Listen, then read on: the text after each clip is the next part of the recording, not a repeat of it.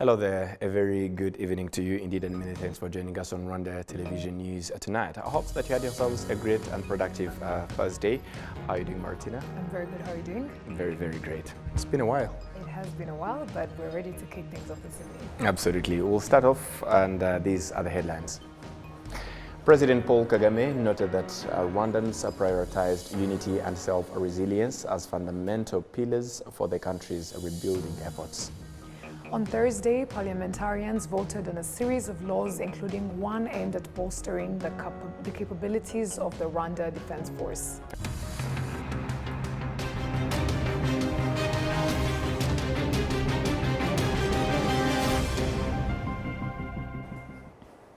We're glad to have your company tonight, coming to you straight from the heart of Africa, Kigali. My name is Martina Abera. And mine is Sam Kalisa. Yes, and we are going to be starting things off on the local scene. Right. The President of the Republic of Rwanda, His Excellency Paul Kagame, has highlighted that over the last 30 years after the genocide against the Tutsi, Rwandans have prioritized unity and self-resilience as fundamental pillars that have contributed to the country's rebuilding efforts. This was reiterated during the ongoing Global Citizen Now Summit. Adam Squizera starts us off tonight. I'm thrilled to be leading this conversation, such an important one.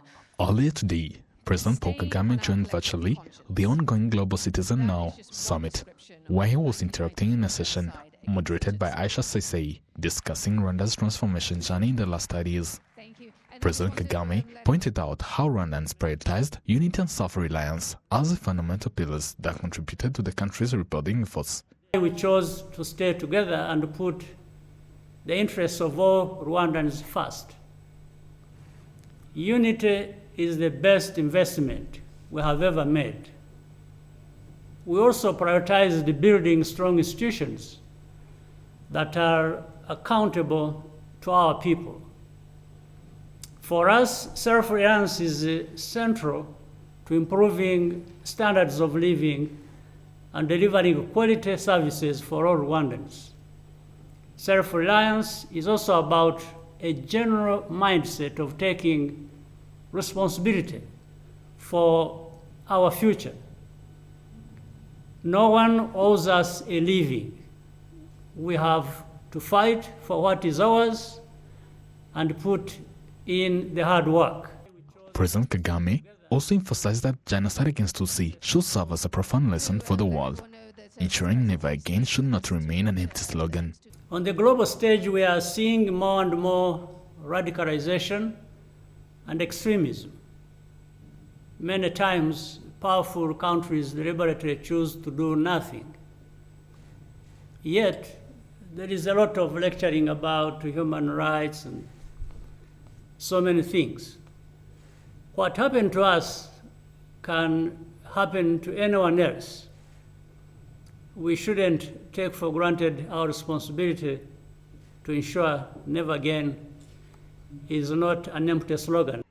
President Kagame also pointed on why Rwanda chose to get involved with Move Africa. Move Africa is important for two reasons.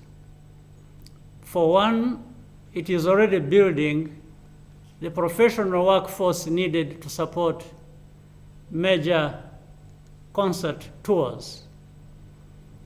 The lasting impact will be seen through greater African contributions to the creative industry that is worth billions of dollars. And this can transform Africa's economy and also how the rest of the world's young people perceive Africa. Secondly, the purpose of Move Africa is to advance a common cause. Last year's focus was building strong healthcare systems with a focus on community health workers, which in Rwanda we take very seriously. President Paul Kagame virtually joined the second day of this ongoing Global Citizen Now, a summit that aims to drive action to end extreme poverty. Adam Squizera, RwandaTV News. Thank you, Adams, for that report. On Thursday, parliamentarians voted on a series of laws, including one aimed at bolstering the capabilities of the Rwanda Defense Force and another focused on reforming the establishment and operations of the Armed Forces Shop. Prince Manzi has more. The law that will see 4 services in the Rwanda Defense Force, each headed by a chief of staff, will favor ensuring of reliable force command. The additional are the Rwanda Defense Force Medical Health Service. Before voting, some of the deputies requested clarity to why the responsibility of the defense minister are included in the law. It is unusual to find in the law the responsibilities of the minister because it is already stated. As to why the ministry is in place, I am unclear on this. Here, the Minister of Defense, Juvenal Munda, replied that it is due to the status of the Rwanda Defense Force. Voted also was the law reforming the establishment of the Armed Forces Shop. The Minister of Defense, Juvenal Munda, elaborates on the changes in these laws and how they impact the well-being of security personnel, starting with the introduction of the Rwanda Defense Medical Health Service. ntabwo bizabangamira n'ubundi dusanzwe tubafite murabaza abasirikare benshi b'abadogiteri n'abaspezialiste dufite. There will be no challenges as we usually have doctors in the field and specialists, but what we want is to build a full department that is useful in peace and in crisis, as they also support not only the army but also the citizens. For the Armed Forces Shop, there is a benefit in selling untaxed goods to beneficiaries, and through bonds and other benefits, the shop continues to function. On Wednesday, parliamentarians closed an extraordinary session with 9 laws voted and 7 bills of law passed. Prince Manzi, RwandaTV News. Thank you, Prince, for the report. And moving ahead, students from families in need of assistance are being helped to study in technical schools with the skills and knowledge they will get or learn expected to help them support their families. Cedric Irakoze reports.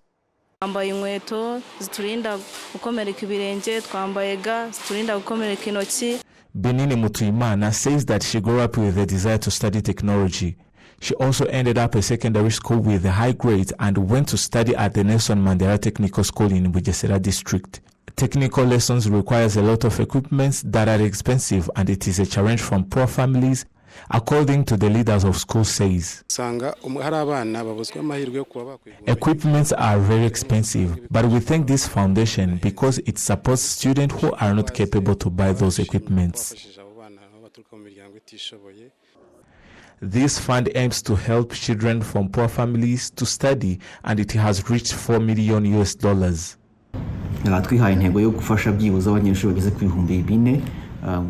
We want to help at least 4,000 students. In first edition, we have started with 281 students, and next year we will add more than 1,500 until we reach 4,000 students.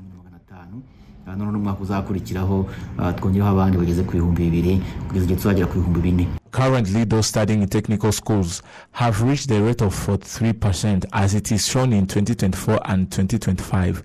The government's goal is to reach 60%. Cedric Irakoze, RwandaTV News.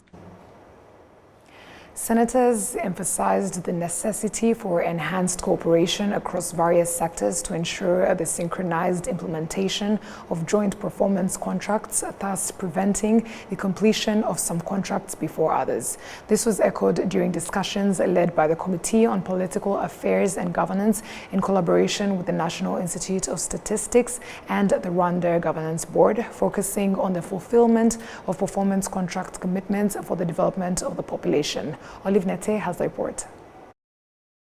Reforms aimed at enhancing the preparation, implementation and evaluation of district performance contracts were undertaken in 2019. These reforms resulted in the development of district performance contracts that prioritize standards and commitments aimed at addressing challenges that threaten the well-being of the population. The Deputy Director General of the Rwanda Governance Board, Dr. Felicien Usengumukiza, elaborates on the beneficial impacts of these reforms. Additionally, we introduced other measurements such as joint performance contracts, where each partner plays a role in their implementation. Even though activities primarily occur at the district level, Other stakeholders are also included in the implementation process. This approach allows for a comprehensive evaluation of performance based on tangible evidence. Another aspect we incorporated is monitoring performance contracts concerning the well-being of individuals. Furthermore, we implemented measurements to assess the rate at which the national budget was executed. This was necessary because despite districts reporting an 80% execution rate, upon close examination, no significant changes were evident. These measurements were introduced to ensure positive outcomes and accountability in the implementation process. Since 2018, the National Institute of Statistics was entrusted with the responsibility of evaluating the implementation of performance contracts.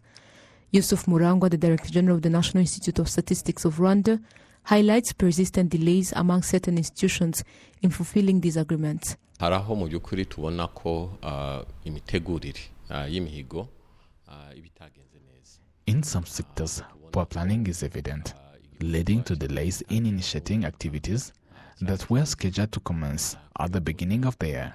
Consequently, this disrupts the implementation process or results in inadequate execution. It is understandable that such hindrances can impair the intended developmental benefits for the people. However, it is essential to note that the failure to achieve 100% performance, we consider that it has failed completely. The members of the Senate's Committee on Political Affairs and Governance emphasized the need to enhance cooperation among various institutions to facilitate the collective implementation of joint performance contracts. This collaboration aims to prevent situations where some contracts are completed ahead of others, ensuring a more synchronized and effective execution process. Institutional collaboration in relation to performance contracts remain weak due to instances where institutions encounter obstacles in fulfilling these agreements. Instead of taking responsibility collectively, they often resort to blaming one another for the failure to meet their commitments.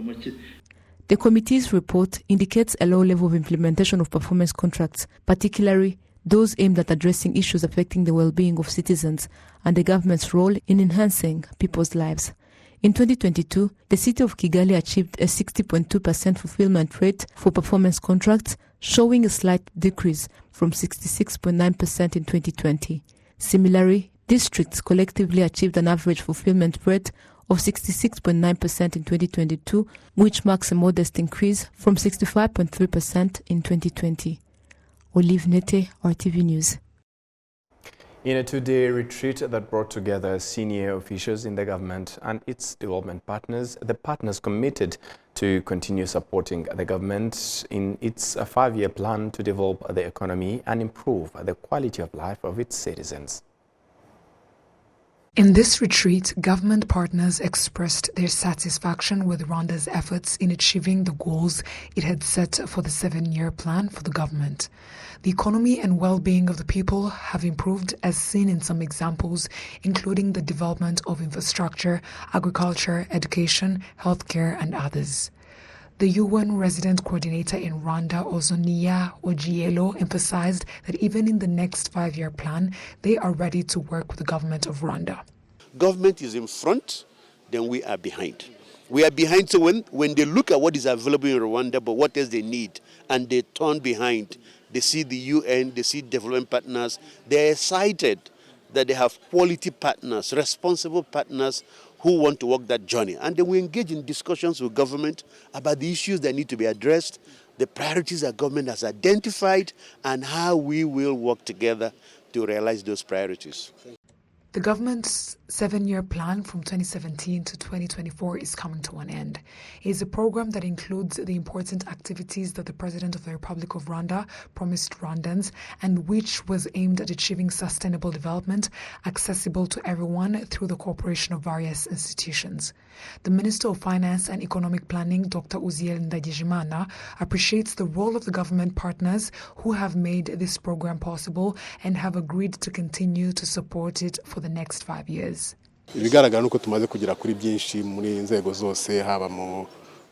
What is evident is that we have achieved a lot in various sectors such as education, the economy in general, entrepreneurship, infrastructure, water supply, electricity, health sector, amongst many others.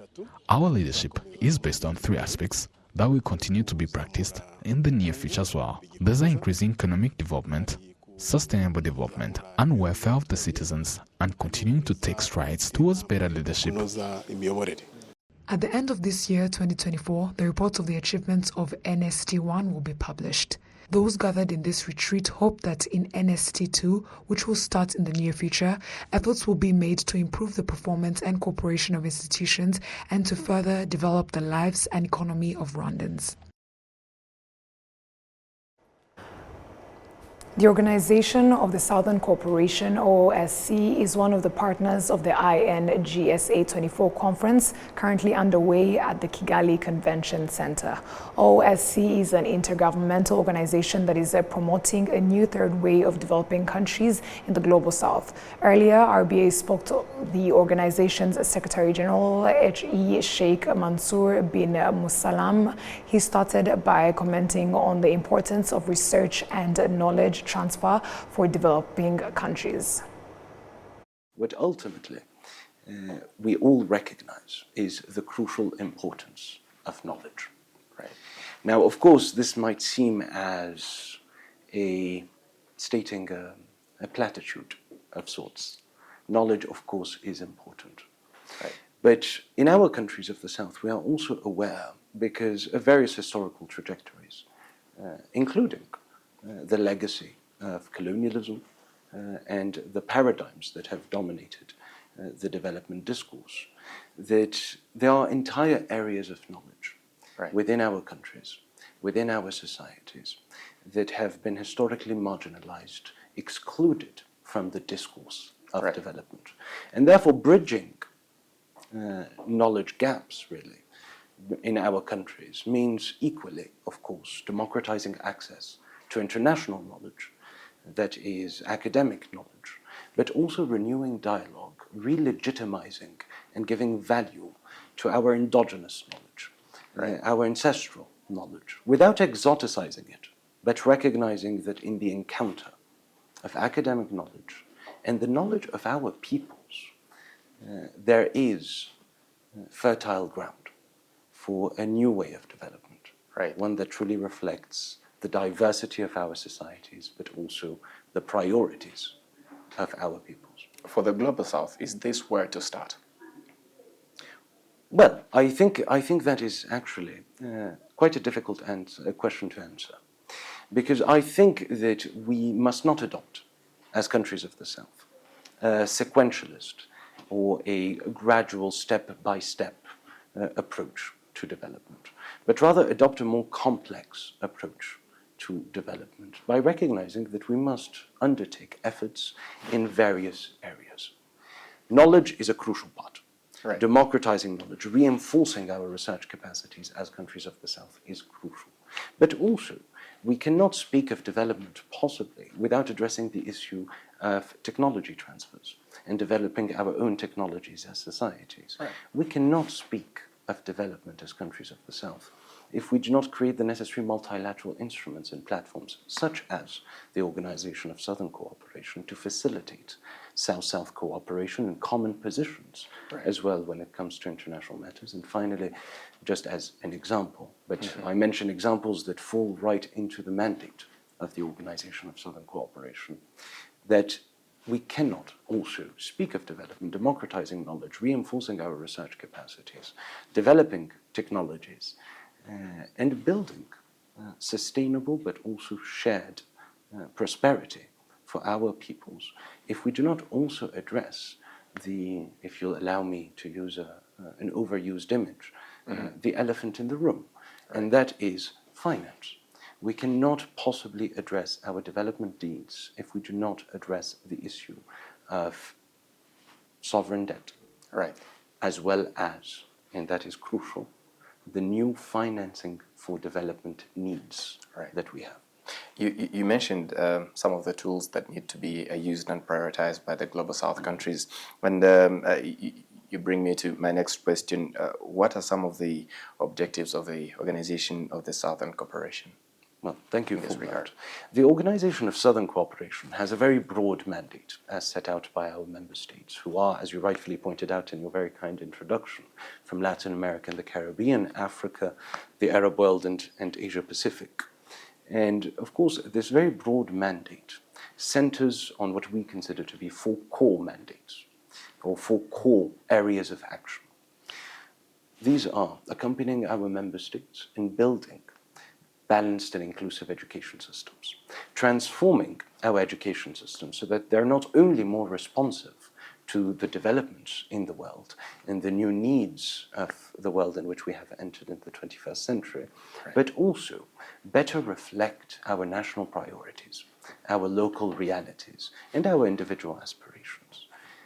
The second of those core mandates is that of accompanying our member states in reinforcing transdisciplinary research capacities. Third one, of course, is that of accompanying our member states in bridging the techno-digital divide. Right. And finally, the fourth mandate of the OSCE, fourth core mandate of the OSCE, is that of accompanying our member states in transforming the international financial architecture.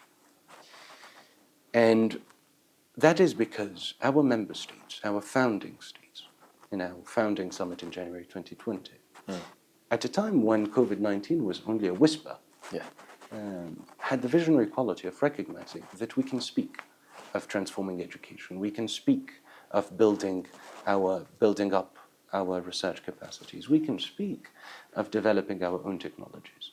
But if we do not give ourselves the resources and the means necessary to invest in those critical sectors, all of our plans, no matter how noble, no matter how detailed, no matter how revolutionary, I dare say, from a development perspective, will be nothing more than yet other sets of plans that will remain nothing more than aspirations that never materialize. Right. And now allow me to narrow it down to Rwanda, Your Excellency, now that we have a pleasure of having you today. Are there ongoing discussions for Rwanda to become a member? Well, let me start first and foremost to say that I am particularly delighted as well to be here in Rwanda, which constitutes my first time in this beautiful country. But I have always wanted to visit Rwanda, at least for many years now, in part, not exclusively, but in part. Because I think that Rwanda has built up an expertise that would be extremely important to share and visibilize with other members of the OSCE, well, with other countries and with the member states of the OSCE, as much as I believe that the OSCE can support as well Rwanda in many of its development initiatives. It will be a pleasure to have Rwanda a member state. It will be our honor. Right, and as we head towards the conclusion, it has been a few years since the OSCE was formed, and if you can tell us what are so far some of the milestones that have been achieved, and if you can tell us what should we expect or project in the near or far future in terms of the development of the Global South. Beautiful. Thank you. Well, as you pointed out, the OSCE was founded on the 29th of January 2020 at our founding international summit, right before COVID-19. But because the OSCE is an intergovernmental organization, of course, it also had its own process to enter into force, because it's an international treaty, an international agreement requiring national ratifications. And of course, within weeks of the creation of the OSCE and my election as Secretary General, serving as Secretary General elect until the entry into force of the OSCE Charter, our entire world came undone. All of our certainties, as people, not just as the OSCE and as countries of the South, were put into crisis. And of course, countries in 2020 legitimately had different priorities. The priority was immediately that of addressing the pandemic and its multi-dimensional consequences on people. That and national assemblies were not meeting That means national assemblies could not possibly ratify. And yet, and I think this is a crucial part, and yet, in less than 1 year and 4 months, the OSCE Charter entered into force on the 18th of May 2021, which demonstrates, and I think this is very important, that despite the extraordinary circumstances, unprecedented circumstances, the member states of the OSCE demonstrated the political commitment and will to see this organization on. And shortly thereafter, we held the first General Assembly in December 2021, where I took office formally as Secretary General. And thereafter, signed the headquarters agreement, establishing the Secretariat and the international headquarters of the organization with the government of Ethiopia, and that was signed in November 2022. I think that what we can expect is on a number of levels. The first is an expansion and amplification of those projects, development projects of our that have been started, but that can take another scale for our countries. Whether it is the upcoming Freire program that we're planning to launch, which is, you must be familiar with Erasmus, the European Union's academic mobility and student mobility scheme, which is a full mobility scheme, but more ambitious amongst our 3 continents, which we consider to be crucial.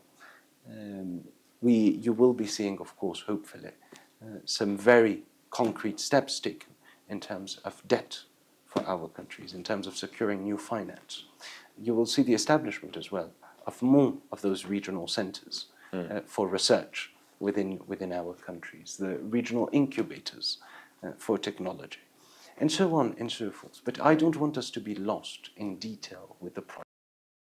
The most aspect that we can expect in the short to medium term is our countries of the South coming together to start in practice and not just in theory, building a new kind of multilateralism. Right. One that is based upon equality amongst parties, equity in their relations, and solidarity, which is practiced horizontally, instead of charity that is practiced vertically. Of our countries of the South coming together to start building what we from the OSCE, what our constitutive charter calls a third way of development, from and by the South, for humanity. Right. Thank you very much, Your Excellency. I really couldn't find a better way to end this conversation. We really appreciate your time on Rwanda Television.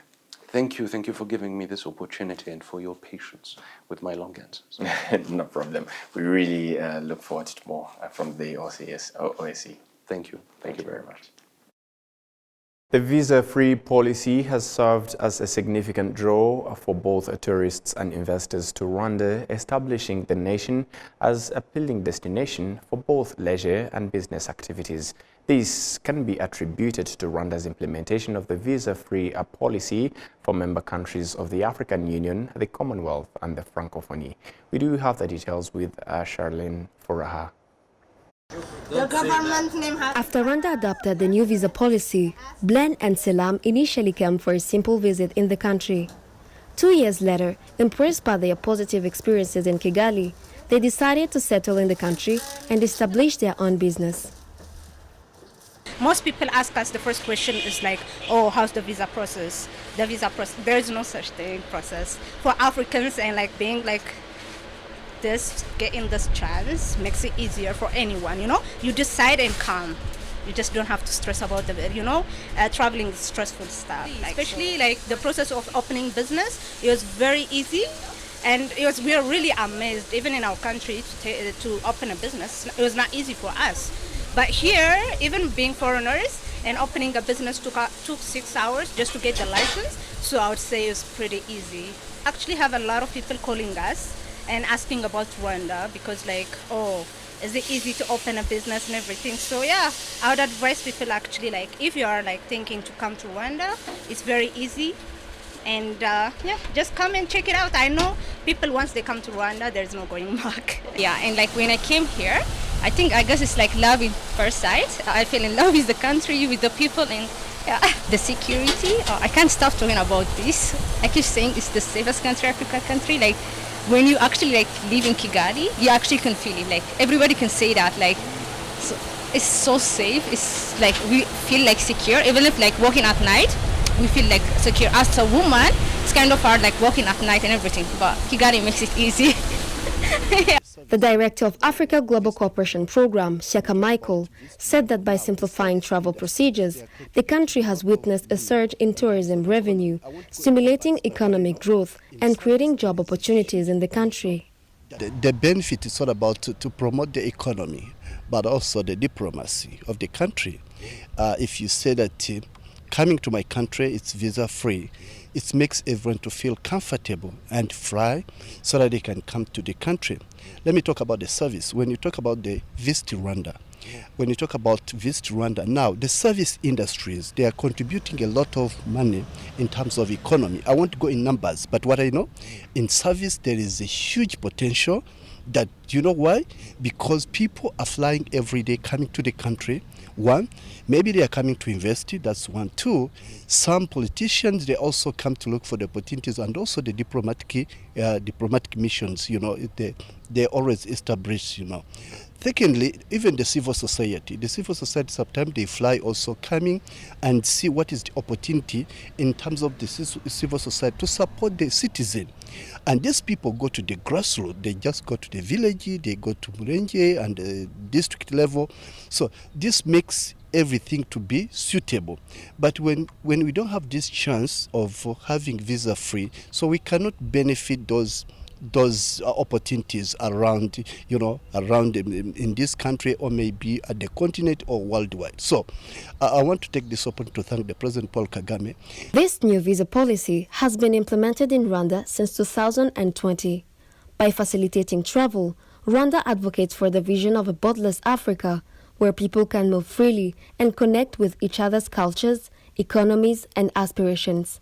This initiative aligns with the African Union's Agenda 2063, aiming to create a prosperous and united Africa. Charlene Furaha, RTV News.